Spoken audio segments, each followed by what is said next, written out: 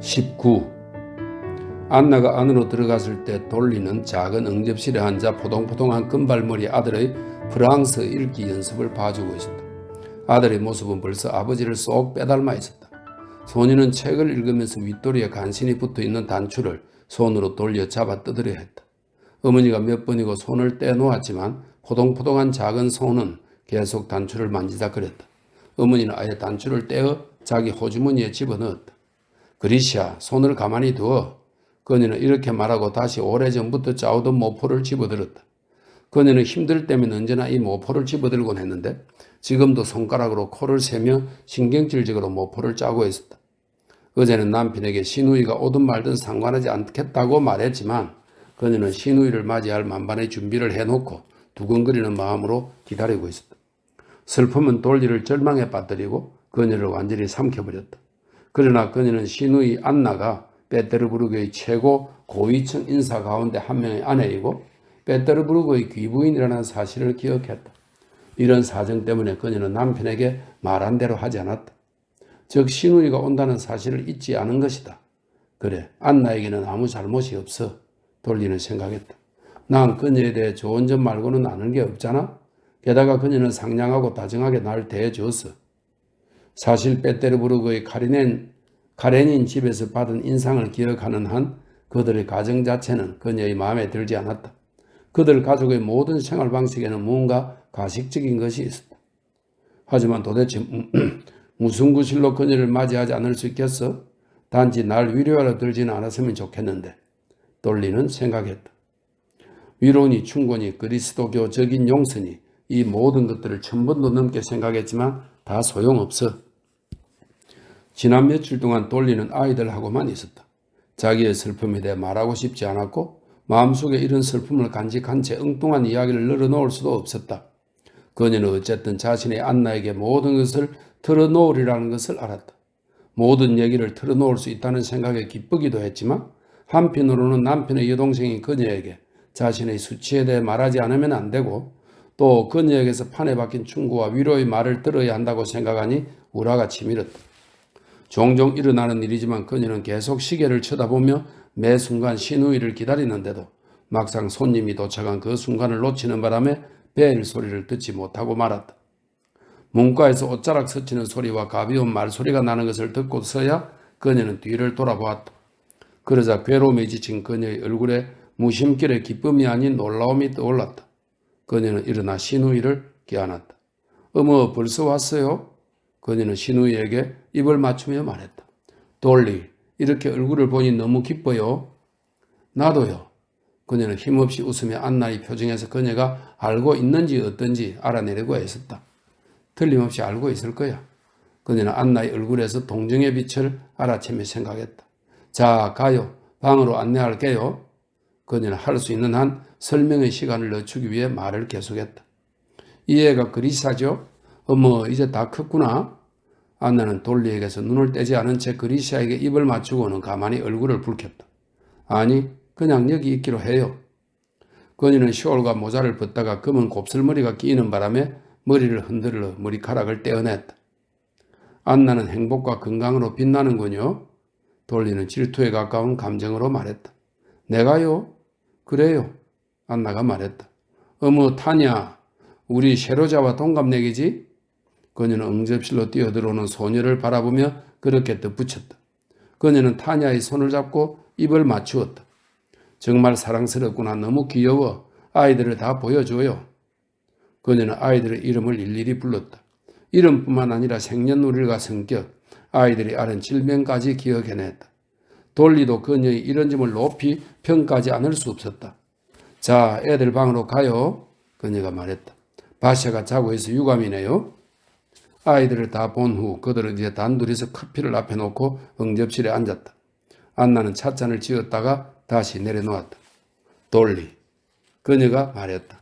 오빠에게서 다 들었어요. 돌리는 냉정한 태도로 언니를 바라보았다. 지금 그녀는 가식적인 동정의 말을 예상하고 있었다. 하지만 안나는 그런 말을 한마디도 하지 않았다. 돌리, 사랑하는 돌리, 난 오빠를 편들어 말하거나 당신을 위로하고 싶지 않아요. 그래서는 안 되죠. 하지만 그저 당신이 가여워요. 정말이지 당신이 가여워 못 견디겠어요. 그녀가 말했다. 반짝이는 눈의 짙은 속눈썹 아래서 갑자기 눈물이 비쳤다. 안나는 올케에게 바짝 다가앉으며 활기가 넘쳐 흐르는 작은 손으로 그녀의 손을 꼭 잡았다. 돌리는 신우이의 손을 피하지 않았지만 그녀의 메마른 표정은 여전히 그대로였다. 그녀가 말했다. 날 위로할 생각은 하지 말아요. 이 일이 일어난 후 모든 게 끝났어요. 모든 게 흑사가 되어버렸다고요. 그녀가 이 말을 내뱉는 순간 갑자기 그녀의 표정이 부드러워졌다. 안나는 돌리의 메마르고 야윈 손을 들어 입을 맞추고는 말했다. 하지만 돌리, 도대체 어떻게 하려고요? 어떻게 할 생각이에요? 이런 끔찍한 상황에서 어떻게 행동하는 게 가장 좋은 방법일까요? 그걸 생각해야 해요. 모든 게 끝났어요. 더 이상 아무것도 남지 않았어요. 돌리가 말했다. 더욱 나쁜 것은 당신도 이해하겠지만 그를 버릴 수 없다는 거예요. 아이들이 있으니 난 그에게 매여 있는 몸이라고요. 그렇다고 그와 함께 살 수도 없어요. 남편을 보는 것만으로도 고통스러우니까요. 돌리, 오빠에게 사정을 다 들었지만 난 당신의 이야기를 듣고 싶어요. 내게 전부 말해봐요. 돌리는 의심스러운 눈초리로 안나를 바라보았다. 안나의 얼굴에는 가식 없는 연민과 사랑이 엿보였다. 좋아요. 문득 그녀가 말했다. 하지만 처음부터 말할게요. 내가 어떻게 결혼했는지 당신도 알죠? 난 엄마의 교육 때문에 순진하고 어리석은 여자가 되고 말았어요. 난 아무것도 몰랐어요. 사람들의 말로는 남편이 아내에게 자기의 과거를 들려주곤 한다던군요. 하지만 스티반은, 그녀는 다시 고치 말했다. 스테판 아르가지치는 내게 아무런 이야기도 해주지 않았어요. 믿어지지 않겠지만 난 지금까지 그가 아는 여자라고는 나 하나뿐일 거라고 생각했어요. 그렇게 8년을 살았어요. 당신은 먼저 이걸 알아야 해요. 난 그가 부정할 거라고는 추호도 의심해 본 적이 없을 뿐 아니라 그런 일은 있을 수도 없다고 생각했다는 걸. 그리고 상상해 봐요.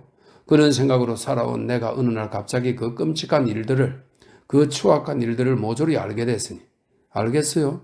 철저히 자신의 행복을 믿고 있었는데 어느 날 갑자기.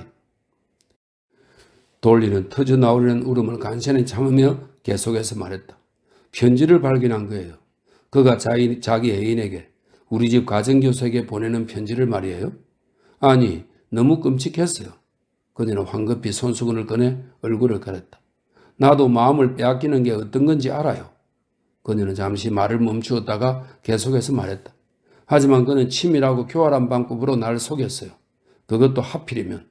계속 그 여자와 사귀면서 내 남편 노릇을 하다니. 정말 무서워요. 당신은 이해할 수 없을 거예요.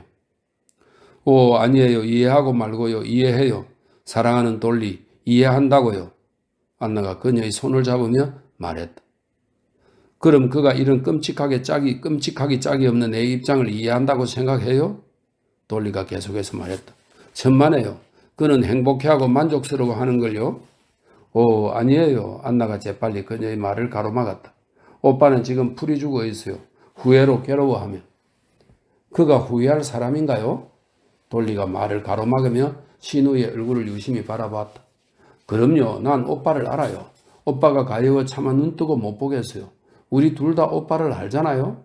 오빠는 착하지만 오만한 사람이죠. 그런 오빠가 지금은 얼마나 수치스러워하는지 몰라요.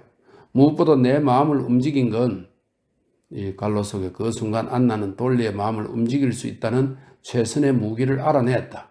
이렇게 설명이 되어 있습니다. 무엇보다 내 마음을 움직인 건 오빠가 두 가지 일로 괴로워하고 있다는 사실이에요. 하나는 아이들을 볼 면목이 없다는 것이고 또 하나는 오빠가 당신을 사랑하면서도, 그래요, 이 세상에서 그 누구보다도 사랑하면서도. 안나는 그녀의 말에 반박하려는 돌리를 재빨리 가로막았다. 당신을 아프게 하고 절망에 빠뜨렸다는 거예요. 오빠는 계속 아니야 그녀는 날 용서하지 않을 거야 라는 말만 했어요. 돌리는 신우의 말을 들으면서 깊은 생각에 잠긴 듯 그녀를 피해 다른 곳을 바라보았다. 그래요. 나도 그의 처지가 얼마나 가여운지 압니다. 죄 없는 사람보다 죄 지은 사람이 훨씬 괴로운 법이니까요. 그녀가 말했다. 그가 모든 불행이 자신의 죄 때문이라고 느낀다면 말이죠. 하지만 내가 어떻게 그를 용서할 수 있겠어요? 그런 일이 있었는데 어떻게 다시 그의 아내로 진화할 수 있겠어요? 이제는 그와 사는 게 고통스러울 거예요. 그건 내가 예전처럼 지금도 여전히 그를 사랑하고 그에게 바친 내 지난날의 사랑을 사랑하기 때문에. 그 순간 흐느낌이 그녀의 말을 삼켰다. 하지만 일부러 그러는 것처럼 그녀는 마음이 가라앉을 때마다 자신을 격분시킨 일을 다시 끄집어냈다. 그 여자는 정말 젊고 예뻐요. 그녀는 계속 말했다. 안나, 내 젊음과 아름다움을 앗아간 사람이 누구죠? 바로 남편과 그의 자식들이에요. 난 그동안 그를 뒷바라지했고 그러느라 내가 가진 모든 것을 잃었어요. 그런데 이제 그는 싱싱하고 천한 여자를 좋아하네요. 그 둘이서 틀림없이 나에 관한 이야기를 했겠죠. 어쩌면 서로 아무 말하지 않았을지도 모르고요. 그 편이 더 나쁘지만 내 마음을 알겠어요. 다시 그녀의 눈동자가 정오심으로 불타올랐다. 그가 내게 털어놓는다 해도 내가 어떻게 그의 말을 믿죠? 절대 믿을 수 없어요. 아니요, 이제 모든 게 끝났어요. 내게 기쁨과 고생에 대한 보람과 고통을 주던 그 모든 일들이 믿을 수 있겠어요? 난 지금도 그리시아에게 공부를 가르쳐요. 전에는 이것이 즐거운 일이었지만 지금은 고통스러운 일이 되었어요. 무엇 때문에 내가 이렇게 애쓰고 고생해야 하죠? 무엇 때문에 아이들을 데리고 있어야 하죠? 갑자기 내 마음이 뒤집혀버린 게 소름 끼쳐요. 내게는 사랑과 다정함 대신 그에 대한 적개심만 남았어요. 그래요. 적개심 말이에요. 난 그를 죽여버리고 사랑하는 돌리 이해해요. 하지만 제발 자신을 학대하지는 말아요. 당신은 지금 상처가 너무 커서 너무 흥분해서 많은 일들을 잘못된 눈으로 보고 있어요. 돌리는 마음을 진정시켰다. 두 사람은 2분가량 아무 말도 하지 않았다. 안나, 어떻게 하면 좋아요? 생각해봐요. 제발 날 도와줘요. 그동안 계속 생각하고 또 생각했지만 정말 아무것도 모르겠어요. 안나는 아무것도 생각해내지 못했다. 하지만 그녀의 마음은 올케의 말 한마디 한마디에 표정 하나하나에 완전히 공감하고 있었다. 한 가지만 말할게요. 안나가 말을 꺼냈다. 난 오빠의 동생이에요. 그래서 오빠의 성격을 잘 알죠. 모든 걸 쉽게 잊는 능력. 그녀는 이마 앞에 제스처를 취해 보였다. 이렇게 설명되어 있습니다. 모든 걸 쉽게 잊는 능력, 유혹에 쉽게 빠지는 능력을 말이에요. 하지만 금방 후회하는 오빠의 성격도 잘 알죠. 오빠는 자신이 어떻게 그런 짓을 했는지 지금도 믿을 수 없고 이해할 수 없나 봐요. 아니에요. 그는 잘 알고 있어요. 알고 있다고요. 돌리가 말을 가로막았다. 하지만 난 당신은 내 처지를 잊고 있어요. 이런 상황이 내게는 편할 것 같아요? 잠깐만요. 솔직히 말해 오빠의 이야기를 들었을 때는 당신의 괴로운 처지를 전혀 이해하지 못했어요. 난 오빠만을 보았고 가족이 무너진 모습만 보았어요. 난 오빠를 동정했어요. 하지만 당신의 이야기를 듣고 나서 이 여자의 눈으로 다른 점을 보게 됐어요. 당신이 고통스러워하는 것을 보니 말로 다 표현할 수 없을 만큼 당신이 가여워요. 하지만 사랑하는 돌리, 난 당신의 고통을 너무나 잘 알아요. 그런데 한 가지만은 모르겠어요. 정말 모르겠어요. 당신의 마음에 오빠에 대한 사랑이 얼마만큼 남아있는지 그걸 모르겠어요. 당신은 알 거예요. 오빠를 용서할 수 있을 만큼 당신의 사랑이 남아있는지 말이에요. 만약 그만큼의 사랑이 남아있다면 오빠를 용서해줘요. 안 돼요. 돌리가 말을 꺼냈다. 하지만 안나는 그녀의 말을 가로막고 그녀의 손에 한 번 더 입맞추었다. 난 당신보다 세상을 더 많이 알아요. 안나가 말했다. 난 오빠 같은 사람들을 알아요. 그런 사람들이 이 문제를 어떻게 보는지도 알고요. 당신은 오빠가 그녀와 당신에 대해 이야기했을 거라고 말했죠. 이런 부류의 사람은 부정한 짓을 저지르기는 해도 자신의 가정과 아내를 신성한 것으로 생각해요. 왜 그런지 모르지만 그 사람들은 이런 여자들을 경멸해요. 그래서 이 여자들은 가정을 회방할 수 없어요. 그 사람들은 가정과 이런 여자들 사이에 어떤 넘지 못할 경계선을 그어요. 나에겐 이해가 안 되지만 실제로 그렇답니다. 그래요. 하지만 그는 그 여자에게 키스를 하고 돌리, 내 말을 들어봐요. 난 당신을 사랑하는 스티바를 기억해요. 그때가 생각나요. 오빠는 내게 달려와 울면서 당신에게 대해 말했어요. 당신은 오빠의 손에 닿기에 너무나 아름답고 고귀한 사람이었어요. 난 알아요. 오빠와 당신이 점점 더 많은 날들을 함께 살면서 당신은 오빠에게 더욱 고귀한 사람이 되었어요.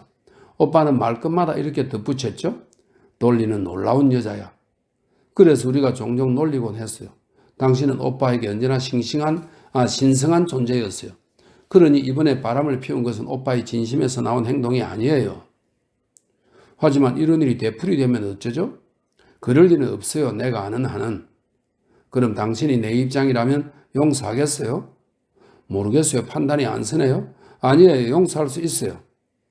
안나는 잠시 생각하더니 이렇게 말했다.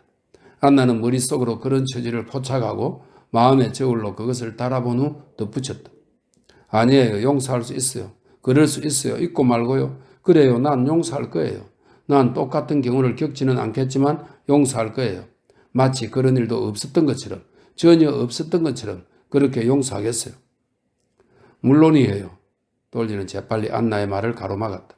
그녀는 마치 몇 번이나 생각하던 것을 말하는 것 같았다. 그렇지 않다면 용서를 할 수 없겠죠? 용서한다면 깨끗이 해야 해요. 자, 가요. 당신이 몸을 방으로 안내할게요. 돌리는 이렇게 말하며 자리에서 일어났다. 그리고 도중에 안나를 꼭 끌어안았다. 소중한 사람, 당신이 와서 얼마나 기쁜지 몰라요. 정말 기뻐요. 마음이 한결 가벼워졌어요. 20. 그날 하루 종일 안나는 집에, 즉 오블론스키 집에 있었다. 그녀를 아는 몇몇 사람들이 그녀의 도착을 알고 그날로 찾아왔지만 그녀는 아무도 만나지 않았다. 안나는 오전 내내 돌리와 아이들과 지냈다. 단지 그녀는 오빠에게 저녁 식사는 꼭 집에서 하라는 쪽지를 보냈을 뿐이다. 돌아오세요. 하나님은 자비로우세요. 그녀는 쪽지에 그렇게 썼다. 오블론스키는 집에서 저녁 식사를 했다. 보통의 대화가 오갔고 아내는 그를 전과 달리 친밀하게 부르며 이야기했다. 남편과 아내의 관계는 여전히 소원했지만 더 이상 별거에 대한 이야기는 없었다. 그래서 스테판 아르가지치는 변명과 화해의 가능성을 알아차렸다. 식사가 막 끝났을 때 키티가 찾아왔다. 그녀는 안나 아르카지예브나를 알고는 있었지만 겨우 얼굴만 아는 처지였다. 그래서 그녀는 언니의 집으로 오는 동안 모두가 그토록 칭찬하는 이 베테르부르크 사교계의 부인이 자기를 어떻게 맞아줄지 걱정했다. 하지만 안나 아르카지예브나는 그를 좋아했다. 그녀도 그것을 알아차렸다. 안나는 분명 그녀의 아름다움과 젊음에 도취된 듯 보였다. 키티도 순식간에 자신이 이미 그녀의 영향을 받고 있을 뿐 아니라 그녀에게 반해버렸음을 느꼈다. 그것은 젊은 아가씨들이 결혼한 연상의 여인들에게 느끼는 사랑의 감정이었다. 안나는 사교계의 여성이나 8살짜리 아들을 둔 어머니처럼 보이지 않았다. 만약 진지하고 때로 우울하기까지 한 그녀의 눈빛, 그 눈빛은 키티를 감동시키고 키티를 그녀에게로 끌어당겼다. 그 눈빛이 없었다면 안나는 20살의 아가씨처럼 보였을지 모른다. 그녀의 유연한 동작, 싱싱한 모습, 얼굴에 가득한 생기, 미소와 눈빛을 통해 흘러나오는 생기만 보자면 충분히 그렇게 보였다. 키티는 안나가 매우 담백하고 숨김없는 사람이라고 느꼈다. 하지만 안나 안에는 어떤 다른 지고한 세계, 자신이 다가갈 수 없는 복잡하고 시적인 의미로 충만한 세계가 있는 것 같았다. 저녁 식사 후 돌리가 자기 방에서 나가자 안나는 재빨리 자리에서 일어나 시가를 피우는 오빠에게로 다가갔다. 스티바. 그녀는 명랑하게 한쪽 눈을 찡긋해 보이며 그에게 성호를 그어주고는 눈짓으로 문을 가리켰다. 가봐요. 하나님의 도우심이 있기를. 그녀의 말을 이해한 그는 담배를 집어던지고 문 위 뒤로 사라졌다. 스테판 아르가지치가 방에서 나가자 안나는 소파로 돌아왔다. 그녀는 아이들에게 둘러싸인 채 그곳에 앉았다. 아이들은 엄마가 고모를 좋아하는 것을 알기 때문인지 그들 자신이 고모의 특별한 매력을 느꼈기 때문인지 아이들이 흔히 그러하듯 위의 두 아이를 따라 그 아래의 동생들도 저녁 식사 때까지 새로운 고모에게 착 달라붙어 떨어지려 하지 않았다. 아이들 사이에 놀이 비슷한 것이 벌어졌다. 아이들은 할 수 있는 한 고모 옆에 가까이 앉으려 하고 그녀의 몸을 만지려 하고 그녀의 작은 손을 잡으려 하고 그녀에게 입 맞추려 하고 그녀의 반지를 갖고 놀거나 하다못해 그녀의 옷자락이라도 만지려 했다. 자, 얘들아, 아까 앉았던 대로 앉자. 안나 이르카지예브나는 자기 자리에 앉으며 말했다. 그러자 또다시 그리샤가 그녀의 팔다리로 슬그머니 머리를 밀어넣어 그녀의 옷에 머리를 기대고는 자랑스러움과 행복감으로 환한 표정을 지었다. 그런데 무도회가 언제죠? 그녀가 키티에게 돌아보며 물었다. 다음 주에요. 멋진 무도회죠. 언제 가도 즐거운 무도회들 가운데 하나예요. 언제나 즐거운 무도회라니 그런 게 있을까요? 안나는 조소각 있던 부드러운 말투로 물었다. 이상하죠? 그런데 있어요. 보브리 셰프가의 무도회에 가면 언제나 즐거워요. 니키친가의 무도회도 그렇죠. 하지만 메시코프가의 무도회는 늘 따분해요. 그렇게 느끼지 않았어요? 아니요, 사랑스러운 아가씨. 내게는 이미 즐거운 무도회 같은 건 없어요. 안나가 말했다. 그 순간 키티는 그녀의 눈동자에서 자기 앞에 문을 연 적 없는 특별한 세계를 보았다. 나에게도 덜 힘들고 덜 지루한 무도회가 있기는 하죠. 당신 같은 분에게 무도회가 따분하다니 어떻게 그럴 수 있어요? 왜 내가 무도회를 지루해할 리 없다는 거죠? 안나가 물었다. 키티는 안나가 자신이 무엇라고 대답할지 이미 알고 있다고 느꼈다. 당신은 언제나 모든 여자들 가운데 가장 아름다우니까요. 안나는 얼굴을 붉히는 능력을 갖고 있었다. 그녀는 얼굴을 붉히며 말했다. 무엇보다 절대 그럴 리 없고 설사 그렇다 해도 그런 게 무슨 소용 있나요? 이번 무도회에 오실 거죠? 키티가 물었다. 안 갈 수는 없다고 생각해요. 자, 가져가. 그녀는 자신의 희고 가느다란 손가락에서 쉽사리 빠질 듯한 반지를 빼내리는 티니아에게 이렇게 말했다. 당신이 온다면 정말 기쁠 거예요. 무도회에서 꼭 만나고 싶어요. 꼭 가야만 한다면 당신에게 기쁨을 줄 수 있다는 생각으로 스스로를 위로하면 되겠네요. 그리시아, 제발 잡아당기지 마. 머리가 다 흐트러졌잖니. 그녀는 그리시아가 만지고 놀아 흥커러진 머리카락을 매만졌다. 난 당신이 무도회에 라일락 같은 연보라색 옷을 입고 올 거라고 상상해요. 왜 꼭 라일락 색이어야 하죠? 안나는 미소를 지으며 말했다.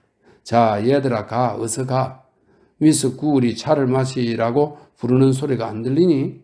그녀는 아이들을 떼어 식당으로 내보냈다. 난 알아요. 당신이 왜 날 무도회에 오라고 하는지.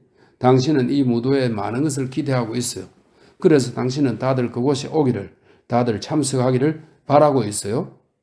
맞아요. 어떻게 알았어요? 아, 참 좋은 때예요. 안나는 말을 계속했다. 난 그 하늘빛 안개를 기억해요. 그건 마치 스위스의 산을 덮은 안개 같았죠. 그 안개는 어린 시절이 끝나는 바로 그 행복한 시간 속의 모든 것을 감싸요. 하지만 그 커다랗고 행복하고 즐거운 원에서 나온 한 줄기 길은 점점 더 좁아지고 마침내 그 방에 들어가려 하면 즐겁기도 하고 무섭기도 해요. 그 방이 아무리 눈부시게 아름답다 해도 말이에요. 그 길을 지나지 않은 사람이 어디 있겠어요? 키티는 말없이 미소를 지었다. 그런데 이분은 도대체 어떻게 그 길을 지나왔을까? 이분의 로맨스를 모두 알고 싶어. 키티는 안나의 남편인 알렉산드로비치의 산문적인 용모를 떠올리며 생각에 잠겼다. 이 러시아에서 시적이라는 말은 예술적인이나 아름다움의 뜻을, 산문적이라는 말은 일상적이고 범속한이나 무미건조한의 뜻을 함축하고 있다고 합니다. 키티는 안나의 남편인 알렉산드로비치의 산문적인 용모를 떠올리며 생각에 잠겼다. 나도 어느 정도 알고 있어요. 스티바에게 들었거든요. 축하해요. 나도 그분을 무척 좋아해요. 안나는 계속 말했다. 기차역에서 브론스키를 만났어요. 어머, 그분이 역에 나갔나요? 키티가 얼굴을 붉히며 물었다. 스티바가 뭐라고 하던가요? 모든 걸 다 말하더군요. 그렇게 되면 나도 무척 기쁠 거예요. 어제 브론스키 어머니와 같은 칸을 타고 왔어요. 그녀는 계속 말했다. 그런데 어머니는 끊임없이 아들에 관한 이야기만 하셨어요. 그는 어머니의 사랑을 한 몸에 받고 있더군요. 어머니란 존재가 얼마나 편파적인지 나도 잘 알지만 어머니는 당신에게 어떤 이야기를 하셨나요? 아, 많은 이야기를 했죠. 나도 그가 어머니의 귀염둥이란 걸 알아요. 하지만 그는 기사처럼 보였어요. 예를 들면 어머니는 이런 얘기를 하시더군요. 그가 형에게 모든 재산을 양보하려 했고 그가 어린 시절에 물에 빠진 여자를 구할 정도로 비범한 아이였다고도요. 한마디로 영웅이었어요. 안나는 그가 역에서 미망인에게 건넨 200루블을 떠올리며 미소를 지었다. 하지만 그녀는 그 200루블에 대해서는 이야기하고 싶지 않았다. 어쩐지 그 일을 떠올리는 것이 달갑지 않았다. 그 속에 그녀와 관련된 더욱이 있어서는 안 될 무언가가 있는 것만 같았다. 어머니가 방문해달라고 간곡히 부탁하시더군요. 안나는 계속 말했다. 나도 노부인을 만나는 것이 즐거워요. 그래서 내일 찾아뵐까 해요. 그런데 다행히 스티바가 돌리의 방에 오래 있네요. 안나는 화제를 바꾸며 자리에서 일어났다. 그 모습은 키티가 보기에도 어쩐지 불만스러워 보였다. 아니야, 내가 먼저야. 아니야, 나라니까. 차를 다 마신 아이들이 큰 소리로 떠들며 안나 고모에게 뛰어왔다. 다 같이. 안나는 생긋 웃으며 아이들 쪽으로 달려가 기뻐 소리를 지르며 몰려드는 아이들을 끌어안고 그들과 하나가 되어 넘어졌다. 21. 어른들이 차 마실 시간이 되자 돌리가 자기 방에서 나왔다. 스테판 아르가지치는 모습을 보이지 않았다. 그는 뒷문으로 아내의 방을 빠져나간 것이 분명했다. 2층이 당신에게 추울 것 같다 걱정이에요. 돌리는 안나를 돌아보며 말했다. 당신 방을 아래층으로 옮겼으면 해요. 그래야 우리도 더 가까이 지낼 수 있고. 아, 괜찮아요. 내 걱정은 하지 말아요. 안나는 돌리의 얼굴을 들여다보며 그들이 화해했는지 알아내려야 했었다. 여기가 더 밝을 거예요. 올케가 대답했다. 난 언제 어디서나 겨울 잠지처럼 잘 자요. 무슨 이야기야? 스테판 아르가디치가 서재에서 나오며 아내에게 물었다. 키티와 안나는 거의 어조에서 부부가 화해한 것을 알아차렸다. 안나의 방을 아래층으로 옮겼으면 해요. 하지만 그렇게 하려면 우선 커튼을 갈아야 해요. 그런데 할 만한 사람이 아무도 없어서 내가 직접 해야 해요. 돌리는 그를 돌아보며 이렇게 말했다. 완전히 화해한 건가? 안나는 그녀의 냉정하고 조용한 어조를 들으며 생각에 잠겼다. 아, 알았어, 돌리. 늘 성가신 일을 만든다니까? 남편이 말했다. 당신이 정 원한다면 내가 다 할게. 됐어. 화해한 게 분명해. 안나는 생각했다. 당신이 다 해줄 거라고 생각했어요. 돌리가 대답했다. 당신은 늘 자기가 하지 못할 일을 마트베이에게 시키고는 사라져버리죠. 그런 마트베이가 모든 걸 엉망진창으로 만들고. 그녀가 이 말을 하는 순간 습관이 되어버린 조소가 그의 입술 끝을 일그러뜨렸다. 완전히 화해했어, 완전히. 안나는 생각했다. 다행이야.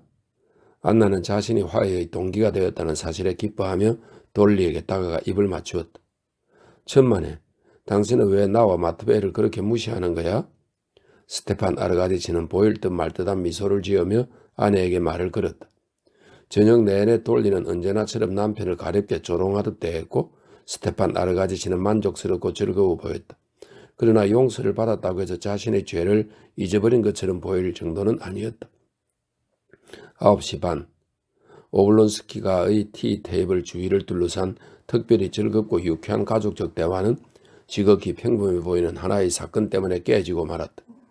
그러나 그 단순한 사건은 어찌된 일인지 모든 사람에게 기묘하게 느껴졌다. 그들이 공통으로 아는 베테르부르크의 지인들에 대해 이야기를 나누고 있을 때 안나가 벌떡 일어섰다. 내 사진첩에 그 여자의 사진이 있어요. 그녀가 말했다. 그래요. 말이 난 김에 우리 세료자도 보여줄게요. 그녀는 어머니다운 자랑스러운 미소를 지으며 이렇게 덧붙였다. 10시가 가까운 시간이었다. 그녀는 보통 그 시간에 아들에게 잘 자라는 인사를 했고 무도회에 가기 전에는 종종 자신이 직접 아들을 재우곤 했다. 그녀는 아들과 이렇게 멀리 떨어져 있다는 것 때문에 슬퍼졌다. 그래서 사람들이 무슨 이야기를 하든 그녀의 마음은 그 자리에 있지 않고 오직 자신의 곱슬머리 아들에게로만 향했다. 그녀는 아들의 사진을 보며 아들에 대한 이야기를 하고 싶었다. 그래서 그녀는 구실이 생기자 곧장 자리에서 일어나 경쾌하고 야무진 걸음걸이로 사진첩을 가지러 갔다. 2층에 마련된 그녀의 방으로 이어지는 계단은 현관 앞의 커다란 정면 계단에 있는 따뜻한 홀에서 시작되었다. 그녀가 응접실에서 나오자 마침 현관에서 벨이 울렸다. 누굴까? 돌리가 말했다. 나를 데리러 오기에는 이른 시간이고 손님이 방문하기에는 늦은 시간이네요. 키티가 말했다. 아마 내게 서류를 전해주러 왔나 봐. 스테판 아르카디치가 덧붙였다. 안나가 계단 옆을 지나칠 때 하인은 손님이 찾아왔음을 알리러 2층으로 뛰어 올라갔고 손님은 램프 옆에 서 있었다. 아래를 내려다본 안나는 곧 그가 브론스키임을 알아차렸다. 그러자 그녀의 마음에 갑자기 기묘한 만족감과 함께 어떤 공포감이 일었다. 그는 외투도 벗지 않은 채 호주머니에서 무언가를 꺼내고 있었다. 그녀가 계단 중간에 이르렀을 때 그가 눈을 들어 그녀를 쳐다보았다. 순간 그의 얼굴에는 어딘지 모르게 부끄럽고 소스라치게 놀란 듯한 표정이 떠올랐다. 그녀는 고개를 가볍게 숙이고 지나쳤다.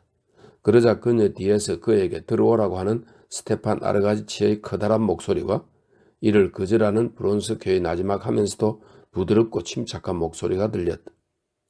안나가 사진첩을 가지고 돌아오자 그는 이미 자리에 없었다. 스테판 아르가지치는 브론스키가 이곳을 방문한 명사들을 위해 열릴 내일의 만찬회에 대해 알아보려 잠시 들렀다고 말했다. 무슨 일 때문인지 들어오려 하지 않는군? 어쩐지 수상해. 스테판 아르가지치가 이렇게 덧붙였다. 키티는 얼굴을 붉혔다. 그녀는 그가 왜 왔는지, 왜 들어오지 않았는지 그 이유를 자기 혼자만 알고 있다고 생각했다. 그는 우리 집에 갔던 거야. 그녀는 생각했다. 그런데 내가 안 보이니까 내가 여기 있다고 생각한 거지. 하지만 시간도 늦고 안나도 있어서 들어오지 않은 거야. 모두 아무 말 없이 서로를 쳐다보다 안나의 사진첩을 들여다보기 시작했다. 내일 열릴 만찬회에 대해 자세히 알아보려 밤 9시 반에 친구 집에 들렀다가 안으로 들어오지 않았다는 사실에는 전혀 특별할 것도 이상할 것도 없었다. 하지만 그 일은 모든 사람에게 이상하게 여겨졌다. 누구보다 이상하고 불길하게 느낀 사람은 바로 안나였다. 22.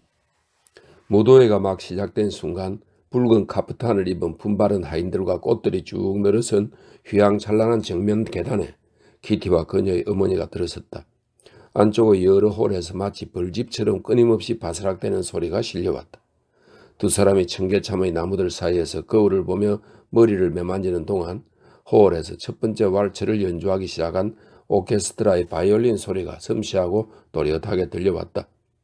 다른 거울 앞에서는 문관 제복을 입은 짝달마간 노인이 향수 냄새를 풍기며 잿빛 구렛나룻을 매만지고 있었다. 그는 청계참에서 두 모녀와 마주치자 잘 알지도 못하는 키티를 황홀하게 바라보며 길을 비켜주었다. 지나치게 앞섭이 벌어진 조끼를 입은 수염없는 한 청년, 즉 세르바츠키 공작이 멍청이라 부르는 사교계 청년들 가운데 한 명은 하얀 넥타이를 고쳐매며 걷다가 두 사람에게 인사를 했다.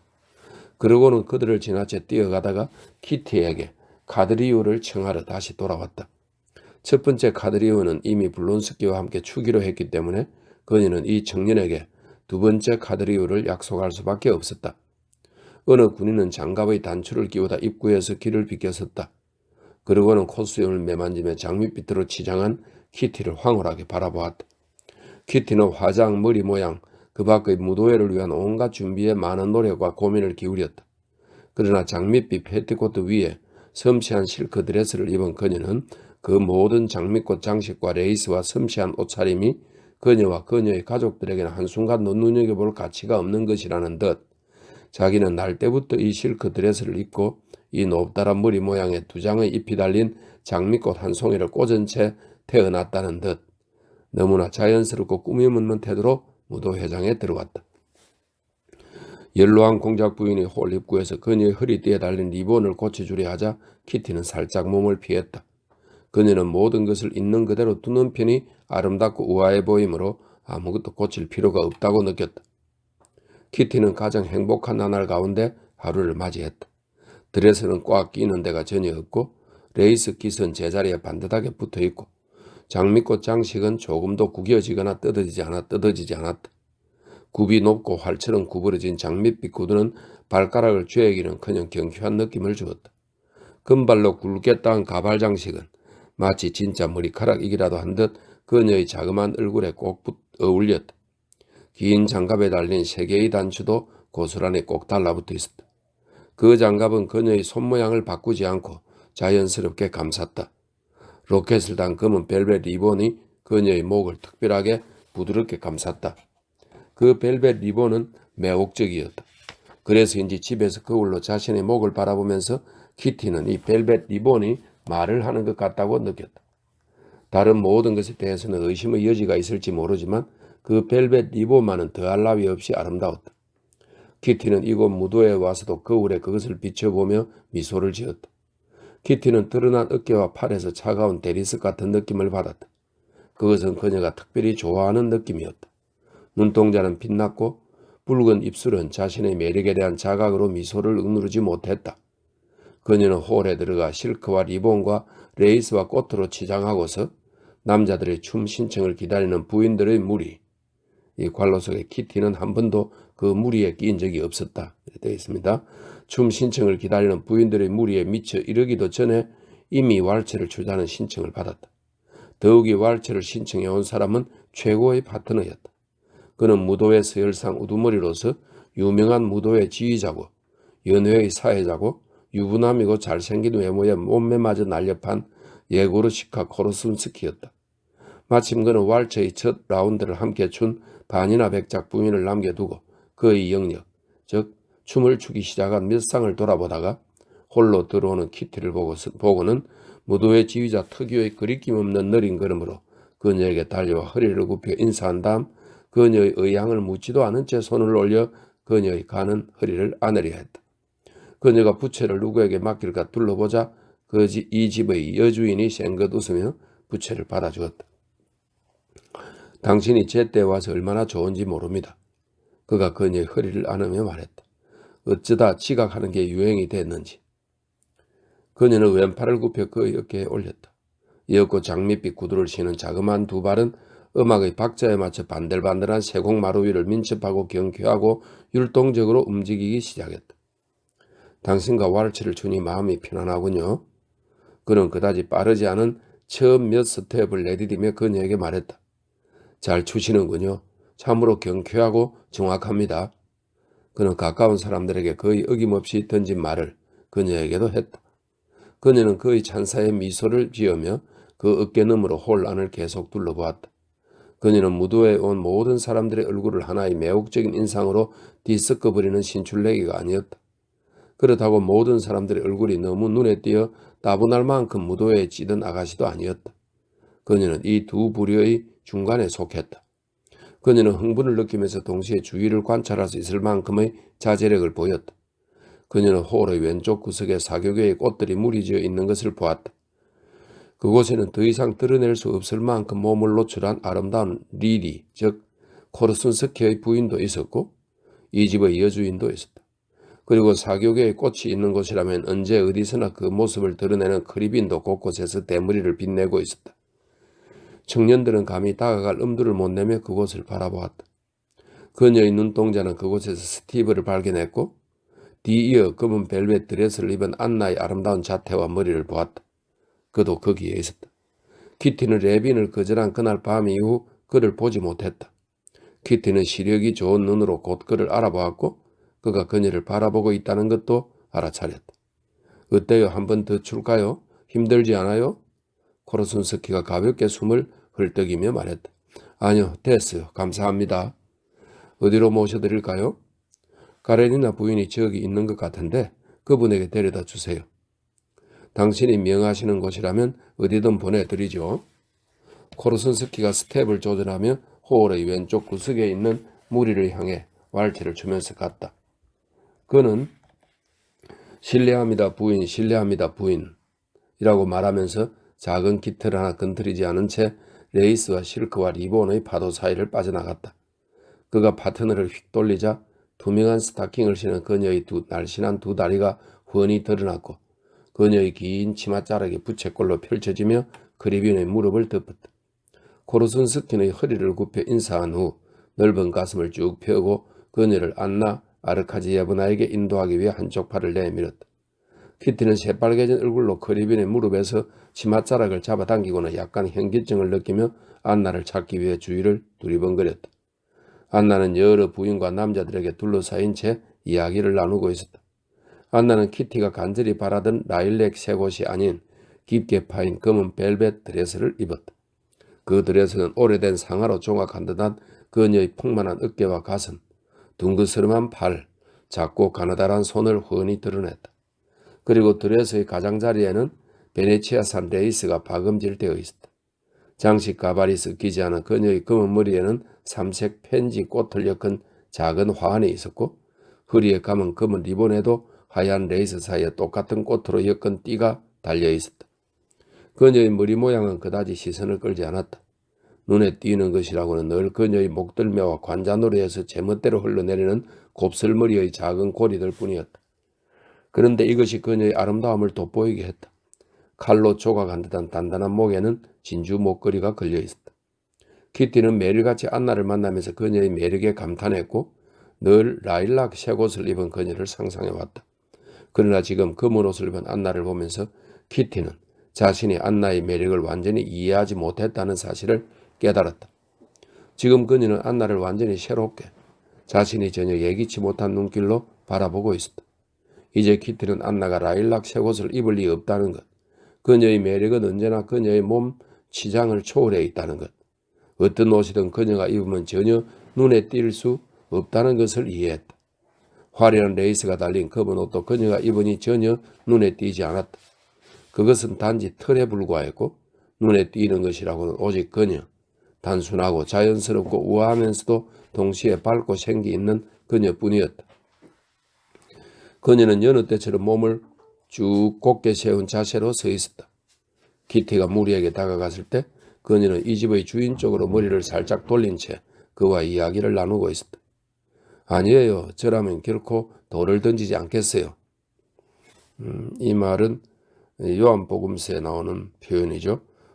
율법학자들과 바리사이 사람들이 간통하다 잡힌 예수를 여자를 예수 앞에 끌고 와서 물을 때 너희 중에 죄 없는 자가 먼저 돌로 쳐라 한 그 말을 인용한 것이죠. 아니에요. 저라면 결코 돌을 던지지 않겠어요. 그녀는 주인을 보며 무엇인가에 대해 대답하였다. 물론 저로서는 잘 이해가 되지 않지만요. 그녀는 어깨를 으쓱하며 말을 계속하고는 곧 보호자 같은 부드러운 미소를 지으며 키티를 돌아보았다. 그녀는 여성 특유의 재빠른 시선으로 키티의 옷차림을 훑어보고는 남들이 거의 알아차릴 수 없을 만큼 살짝 고개를 끄덕였다. 그러나 키티는 그것이 자신의 옷차림과 화장을 칭찬하는 몸짓임을 알 수 있었다. 당신은 홀에 들어올 때도 춤을 추며 오는군요. 그녀는 이렇게 덧붙였다. 이분은 나의 가장 믿음직한 조력자 가운데 한 분입니다. 코르순스키는 아직 한 번도 만난 일이 없는 안나 아르카지예브나에게 허리를 굽히며 인사를 했다.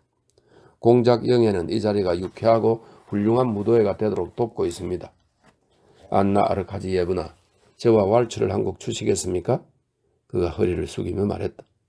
서로 아는 사이입니까? 주인이 물었다.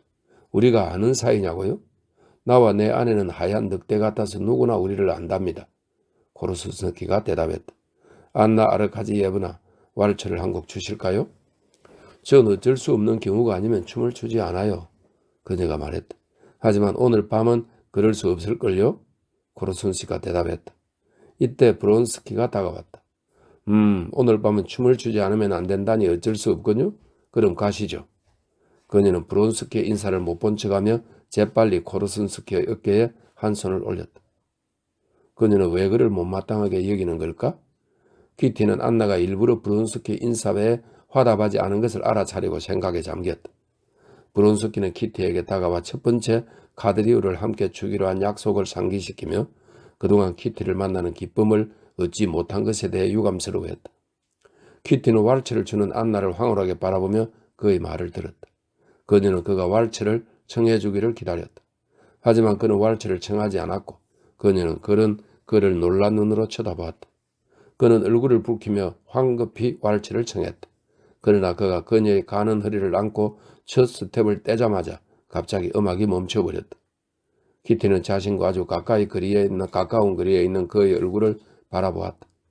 그 후 오랫동안 몇 년이 지난 후에도 그 시선은 고통스러운 치욕이 되어 그녀의 심장을 찢어놓곤 했다. 그녀가 그때 사랑에 가득 찬 시선으로 그를 바라보았는데도 그는 그 시선에 아무런 화답도 하지 않았던 것이다. 왈츠, 코르순스키는 홀의 저편에서 이렇게 외치더니 맨 처음 손에 잡힌 아가씨를 끌어안고 춤을 추기 시작했다. 23. 브론스키는 키티와 함께 여러 번 왈츠를 추었다. 왈츠가 끝난 뒤 키티가 어머니 옆으로 다가가 노르츠톤 백작 부인과 몇 마디를 채 나누기도 전에 브론스키가 첫 번째 카드리오를 추자며 그녀를 뒤따라왔다. 카드리오를 추는 동안 중요한 이야기는 전혀 없었고 그저 코르순스키 부부와 앞으로 생길 대중극장에 대한 이야기만 띄엄띄엄 이어졌다. 이 대중극장은 1873년에 모스크바에서 러시아 최초의 대중극장이 문을 열었다 이렇게 되어 있네요. 그 전에 모스크바와 베테르부르크의 모든 극장은 황실 극장부의 감독 아래 운영되었다 이런 설명이네요. 대중극장은 이때 이제 처음 생기는 모양입니다. 앞으로 생길 대중극장에 대한 이야기만 띄엄띄엄 이어졌다. 브론스키는 그들을 사랑스러운 40대의 아이들이라며 매우 익살스럽게 묘사했다. 그러다 단 한 번 그녀의 아픈 곳을 찌르는 화제가 나왔다. 그가 레빈에 대한 이야기를 꺼내며 그가 이곳에 와 있는지 묻더니 자기는 레빈이 무척 마음에 들었다고 덧붙인 것이다. 하지만 키티도 카드리오에서 많은 것을 기대하지는 않았다. 그녀는 두근거리는 마음으로 마즈루카를 기다렸다. 그녀의 생각에는 마주루카에서 모든 것이 결정될 것 같았다. 그녀는 카드리오를 추는 동안 그가 자기에게 마주루카를 신청하지 않은 것에 대해 불안해하지 않았다. 그녀는 예전의 무도회에서처럼 그와 마주루카를 추리라고 굳게 믿었기 때문에 이미 선약이 있다고 말하며 5사람의 신청을 거절했다. 마지막 카드리오를 추기 전까지만 해도 키티에게는 이 무도회가 즐거운 색채와 소리와 몸짓이 어우러진 매혹적인 꿈처럼 느껴졌다. 그녀는 너무 피곤해서 휴식을 취할 때 외에는 계속 춤을 추었다. 하지만 그녀는 따분한 청년들 가운데 도저히 거절할 수 없었던 한 명과 마지막 카드리오를 추는 동안 우연히 브론스키와 안나를 마주 보게 되었다. 그녀는 이곳에 와서 춤을 추는 동안 한 번도 안나와 마주친 적이 없었다. 그런데 지금 갑자기 또 한 번 안나에게서 전혀 예상하지 못한 새로운 모습을 보게 된 것이다. 그녀는 안나에게서 자기도 너무나 잘 아는 성공에서 오는 흥분의 기미를 보았다. 그녀는 안나가 스스로 불러일으킨 환희에 도취되어 있는 것을 보았다. 그녀는 그 느낌을 잘 알았고 그 징후도 잘 알았다. 그런데 안나에게서 그런 것들이 보였다. 그녀는 안나의 눈동자에서 전율을 타며 불타오르는 빛, 무심결에 입술을 곡선으로 만드는 행복과 흥분의 미소, 우아하고 정확하고 경쾌한 동작을 보았다. 누굴까? 그녀는 스스로에게 물었다. 모든 사람? 아니면 한 사람? 그녀는 자신과 춤을 추는 청년이 대화의 끈을 놓치고 다시 이야기를 잊지 못해 고민하는 것을 떠오려 하지 않았다. 그리고 겉으로는 모든 이들에게 큰 원이나 사슬을 만들라고 외치는 코르순스키의 유쾌한 구령에 따르는 척했다. 그녀가 주위를 관찰하는 동안 그녀의 심장은 점점 더 채어왔다. 아니야. 그녀가 도취한 건 군중이 자기에게 감탄해서가 아니라 한 남자가 자기를 황홀하게 보고 있기 때문이야. 그런데 그 남자가 누구지? 설마 그가? 브론스키가 안나에게 말을 건넬 때마다 그녀의 눈에서는 기쁨의 빛이 타올랐고 행복의 미소가 그녀의 붉은 입술을 곡선으로 만들었다. 그녀는 그 기쁨의 징후를 드러내지 않기 위해 자신을 억누르는 듯 했다. 그러나 그 기쁨의 징후들은 스스로 그녀의 얼굴 위에 떠올랐다. 그럼 그는 어떨까? 키티는 그를 보고 두려움에 몸을 들었다. 키티는 안나의 얼굴이라는 거울에서 그토록 선명하게 보았던 것을 그의 얼굴에서도 보았다. 언제나 침착하고 빈틈없던 태도, 무심한 듯 차분한 표정은 어디로 간 걸까? 아니, 지금 그는 그녀를 향할 때마다 그녀 앞에 몸이라도 던질 듯 자꾸만 고개를 숙이고 그의 눈빛은 오직 복종과 두려움만을 담고 있다. 나는 당신을 모욕하고 싶지 않습니다. 그의 눈빛은 매 순간 이렇게 말하는 듯했다. 다만 나 자신이 구원하고 싶을 뿐입니다. 그러나 어떻게 해야 할지 모르겠습니다. 그의 얼굴에는 키티가 지금까지 한 번도 보지 못한 표정이 떠올랐다. 두 사람은 서로가 아는 지인들을 언급하며 지극히 사소한 대화를 했다. 그러나 키티에게는 그들의 입에서 나오는 모든 말이 그들과 그녀의 운명을 결정하는 것처럼 들렸다. 그리고 이상한 것은 그들이 실제로는 이반 이바노비치의 프랑스어가 정말로 우스꽝스럽다든지 옐레츠카야가 더 나은 짝을 만날 수 있을 것이라든지 등을 이야기했는데도 이런 말들이 그들에게 어떤 중요한 의미를 띄었다는 것이다. 그리고 그들 역시 키티와 마찬가지로 그것을 느끼고 있었다. 키티의 마음속에서 무도회와 세상은 온통 안개에 덮이고 말았다. 그녀는 오직 자신이 받은 엄격한 교육의 힘으로 버텼다. 사람들이 그녀에게 요구하는 것, 즉 춤추고 질문에 답하고 말하고 웃는 것도 그 힘으로 해냈다. 그러나 마주루카를 시작하기 전 사람들이 의자를 배치하고 몇몇 쌍이 작은 홀에서 큰 홀로 자리를 옮기기 시작하자 키티는 절망과 공포의 순간을 맞이하게 되었다. 그녀는 5사람의 신청을 거절했기 때문에 이제 마주루카를 함께 출 사람이 없었다. 게다가 다른 사람에게 신청을 받으리라고는 희망도 없었다. 그녀가 사교계에서 거둔 성공이 너무나 컸기 때문에 지금까지 그녀에게 마주루카를 함께 줄 상대가 없으리라고는 아무도 생각하지 못한 것이다. 그녀는 어머니에게 아프다고 말하고 집으로 돌아가야만 했다. 그러나 그럴 힘이 없었다. 그녀는 자신이 초라하게 느껴졌다.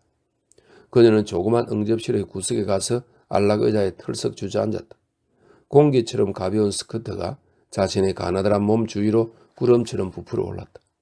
맨살을 드러낸 가늘고 부드러운 한쪽 손이 힘없이 늘어진 채 장밋빛 튜닉의 주름 속에 파묻혔다. 그녀는 다른 손에 부채를 쥐고서 빠르고 성마른 동작으로 열애들던 얼굴을 식혔다. 그녀는 이제 막 풀잎에 달라붙어 금방이라도 무지갯빛 날개를 펼쳐 날아오를 것 같은 나비의 모습을 하고 있었지만 그녀의 심장은 무서운 절망으로 조여드는 듯 했다. 어쩌면 나의 착각일지도 몰라. 혹시 아무 일도 없었던 게 아닐까? 그녀는 다시 자신이 본 것을 전부 떠올렸다. 키티, 어떻게 된 거야? 노르츠돈 백작 부인이 소리 없이 양탄자를 밟으며 그녀에게 다가왔다. 도저히 이해가 안 돼. 키티의 아랫입술이 바르르 떨렸다. 그녀는 재빨리 일어섰다. 키티, 마즈루카 안 쳐? 응, 그래. 키티가 눈물을 삼키며 떨리는 목소리로 말했다. 그가 내 앞에서 그녀에게 마즈루카를 청하더라. 노르츠돈 백작 부인은 그와 그녀가 누군지 키티는 알 거라고 생각하며 이렇게 말했다. 그녀가 이렇게 말하던데 당신은 세르바츠카야 공작 영예와 주지 않나요? 아무래도 상관없어. 키티가 대답했다. 그녀 자신 외에 그 누구도 그녀의 처지를 알지 못했다. 어제 그녀가 어쩌면 자신이 사랑하고 있을지 모를 남자를 거절했다는 것, 그것도 다른 남자를 믿었기 때문이라는 것을 아무도 알지 못했다. 노르츠돈 백작 부인은 자신과 마즈루카를 주던 코르순스키를 찾아 키티의 파트너가 되어달라고 부탁했다. 키티는 첫 번째 조에서 춤을 추었다. 다행히 그녀는 아무 말도 할 필요가 없었다. 코르순스키가 계속 자기의 영역을 분주히 돌아다니며 사람들을 지휘했기 때문이다. 브론스키와 안나는 그녀의 맞은편에 자리를 잡았다. 그녀는 시력이 좋은 눈으로 그들을 바라보았고 조가 교차할 때 가까이에서 그들을 보기로 했다. 그런데 그들을 보면 볼수록 그녀는 불행이 이미 결정되었다는 것을 더욱더 굳게 확신하게 되었다. 그녀는 그들이 사람들로 가득한 이 홀에 단둘이 있는 것처럼 느끼는 것을 보았다. 언제나 그토록 자존심 강하고 의연해 보이던 브론스키의 얼굴에서 그녀는 자신을 놀라게 한 불안과 복종의 표정, 영리한 개가 잘못을 저질렀을 때 짓는 표정을 보았다. 안나가 웃으면 그 미소가 그에게 전해졌다. 그녀가 생각에 잠기면 그도 진지해졌다. 어떤 초자연적인 힘이 키티의 눈동자를 안나의 얼굴로 끌어당겼다. 단순한 검은 드레스를 입은 그녀는 매력적이었다. 팔찌를 낀 풍만한 팔도 매력적이고 진주 목걸이에 감긴 단단한 목도 매력적이고 흩어진 곱슬머리도 매력적이고 자그마한 손과 발의 가볍고 우아한 동작도 매력적이고 생기가 넘치는 아름다운 얼굴도 매력적이었다. 하지만 그녀의 매력에는 무섭고 잔혹한 무언가가 있었다. 키티는 이전보다 더욱 그녀에게 매혹되었지만 그럴수록 더욱 고통스러웠다. 키티는 산산이 부서진 자신을 느꼈고 그녀의 표정이 이를 드러냈다. 마르추카를 추다 그녀와 마주친 브론스키는 그녀를 한눈에 알아보지 못했다. 그만큼 그녀는 변해 있었다. 멋진 무도회군요. 그는 그녀에게 뭐라도 말해야 할 것 같다 이렇게 말했다. 네, 그녀가 대답했다. 마르추카가 한창 무르익자 안나는 코르순스키가 새로 고안한 복잡한 형을 되풀이하면서 원 가운데로 나오더니 두 남자 파트너를 옆에 붙잡아 두고 어느 부인과 키티를 자기 쪽으로 불렀다. 키티는 놀란 표정으로 그녀에게 다가갔다. 안나는 눈을 가늘게 뜬 채 그녀를 바라보면서 그녀의 손을 잡고 미소 지었다. 하지만 키티의 얼굴이 자신의 미소에 절망과 놀라움의 표정으로 응답하는 것을 보고는 고개를 돌려 다른 부인과 즐겁게 이야기를 나누기 시작했다. 그래, 그녀에게는 어딘지 모르게 낯설고 악마적이고 매혹적인 데가 있어. 키티가 속으로 중얼거렸다.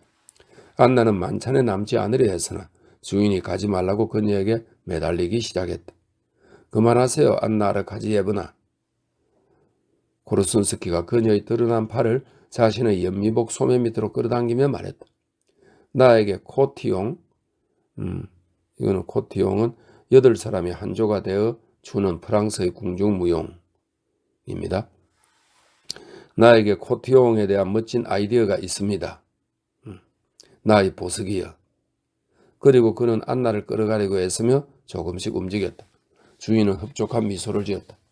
아니에요. 전 남지 않겠어요. 안나가 웃으며 대답했다. 그러나 그 미소에도 불구하고 코르순스키와 주인은 그녀의 단호한 말투로 미루어 그녀가 남지 않으리라는 것을 알아차렸다. 아니에요. 페테르부르크에서 겨울 내내 춘 것보다 댁의 무도에서 더 많이 춘걸요. 안나는 옆에 선 브론스키를 쳐다보며 이렇게 말했다. 먼 길을 떠나기 전에 좀 쉬어야겠어요. 내일 꼭 떠나실 겁니까? 브론스키가 물었다. 네, 그럴 생각이에요. 안나는 그의 대담한 질문에 놀란 듯 했다. 그러나 그녀가 대답하는 순간 그녀의 눈동자와 미소에서 떨리던 억제할 수 없는 불꽃이 그의 마음에 불을 지폈다. 안나 아르카지예브나는 만찬에 남지 않고 떠나버렸다.